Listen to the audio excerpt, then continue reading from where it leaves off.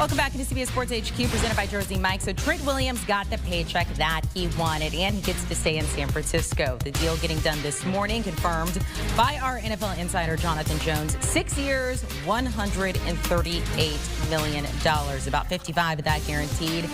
And that makes Senor Williams now the highest paid offensive lineman in NFL history. Oh, but just barely, just ahead of Packers' David Bakhtiari. That's about $10,000 more per year. So this is what Bakhtiari had to say. Trent Williams, you petty AF. I was told I could say AF on air. Congratulations on this deal in history, Silverback. Very deserving, exciting. We're excited to see you continue to do things.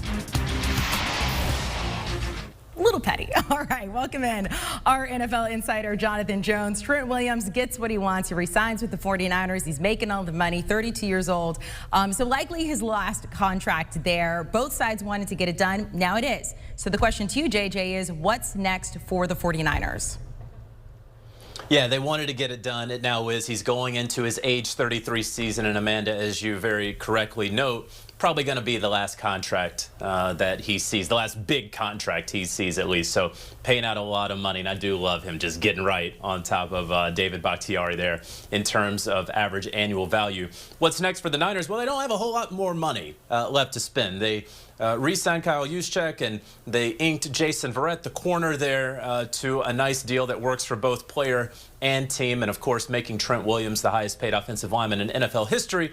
That means that there's not much more money to go around. They're going to need another corner out there. They're going to lose Richard Sherman to free agency, but we've known that for some time. They lost Ahkello Witherspoon to free agency with him going to Seattle, but were able, as you see there, to re-sign Emmanuel Mosley. So you're going to need another corner. For depth, you're going to need a little bit offensive line help, probably along the interior. They just also are going to be signing Alex Mack, the veteran center, but I could see them using a guard somewhere as well. So those things are what's going to happen for the Niners as they try to reclaim that NFC title and Super Bowl magic. JJ, the divorce between the Eagles and Zach Ertz, that is getting closer to being finalized. Let's say the lawyers are talking. They're sitting at the table now. The Eagles granting him permission to seek a trade. What sort of compensation could they get for Ertz, and where could we possibly see him go? Yeah, I think that we're ultimately going to see a 5th-round pick for Ertz, maybe a 4th. It's not going to be something, it's not going to be ultimately what he's worth. We know that sometimes outside of quarterbacks or guys who are coming off an all-pro year, you're usually not going to see that high sort of compensation in terms of draft capital. But if you're a team in need of a tight end, you should be burning up the phone lines with Zach Ertz's agent. And realistically, folks have been trying to work out a trade now for some time. I do think that it works in the Eagles' favor in terms of trade compensation that the Patriots took the top 2 tight ends off the board. So a team like the Buffalo Bills, for example, who just traded Lee Smith, the price may go up for Zach Ertz. The Chargers, obviously, opting not to tag Hunter Henry, letting him go in free agency. They need a tight end. You look elsewhere.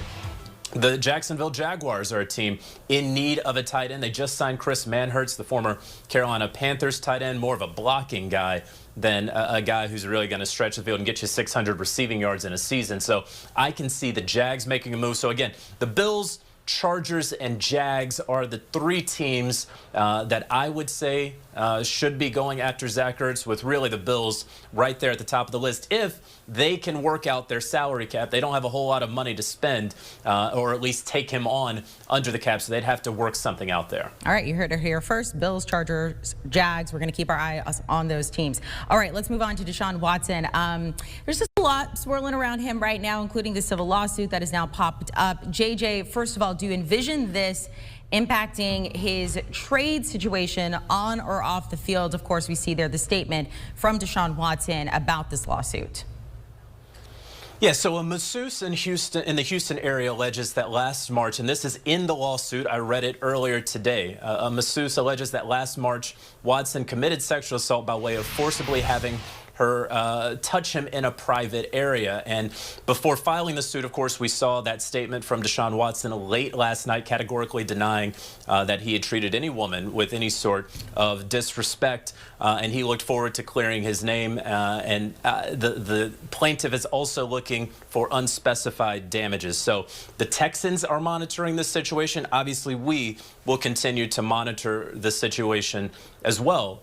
As far as what this means for Deshaun on the field, the Texans still aren't picking up the phone right now to answer any sort of trade calls. Teams are still very interested in trading for Deshaun Watson. I don't think anything has necessarily changed with that over the last 15 to 18 hours. As far as it concerns Deshaun and what teams that would be, it's your usual list of suspects. The 49ers, potentially the Dolphins, the Jets, the Panthers, maybe the Patriots. And the Broncos are interested. We're going to see if there is reciprocal interest from Deshaun Watson in the Denver Broncos. So those are the teams that I'm looking at right now for Deshaun to ultimately land after coming off this, as we see, a career year at age 25. Listen, the Texans are ultimately going to have to trade Deshaun Watson. I know they don't want to. They're not answering the phone right now. It would behoove Houston to go ahead and get this trade done earlier rather than later. Frankly, though, they can still wait a little bit. I wouldn't advise it, but they could and go really up till the draft. After the draft, they lose so much value in Deshaun. But I maintain, as I have since early January, that Deshaun Watson will be playing for another team in 2021. I do not foresee this getting into training camp. It doesn't need to get into training camp, and if it does, it is a massive failure on the part of the Houston Texans. All right, Jonathan Jones, we appreciate you diving into all of that for us. A lot of news there surrounding the NFL and then, of course, Deshaun Watson. All right, we're not done talking about the NFL. Of course, coming up on our 4 o'clock happy hour today, NFL free agency coverage. It has been wild, to say the least, over the past couple of days. And then Thursday, 3 p.m. Eastern, we have an NFL free agency fantasy football today special. Make sure to tune in. Want a sports network that delivers everything that matters about the game? The highlights, the picks, the instant analysis. No yelling, no fake debates, no politics. Hit the subscribe button and never miss a moment.